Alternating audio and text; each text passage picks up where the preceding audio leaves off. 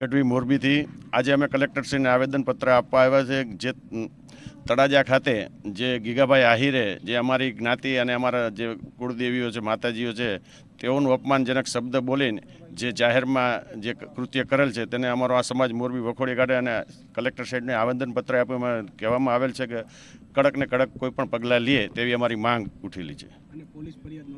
Police ફરિયાદ નોંધાવવા માટે પણ અમે બધા અહીંના અમારા સમાજના આગેવાનો આવ્યા પછી જવાના છીએ. અમે હું ડૉક્ટર કિશોરદાન ગઢવી. હાજી, થોડા દિવસ પહેલાં તળાજા ખાતે 14 તારીખના રોજ સમૂહ લગ્ન સમિતિ આયોજનમાં એક વ્યક્તિ દ્વારા અમારી આસ્થાનું પ્રતીક, આમ તો 18 વર્ણની આસ્થાનું પ્રતીક આમાં સોનબાઈમાં વિશે તથા ચારણ સમાજ વિશે વ્યક્તિગત એને ટિપ્પણી કરી છે.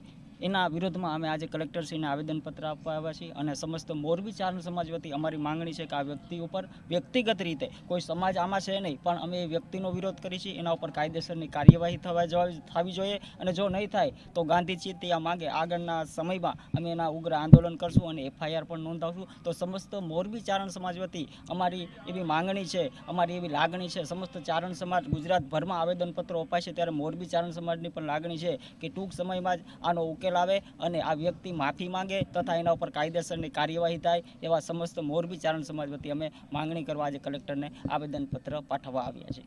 આભાર.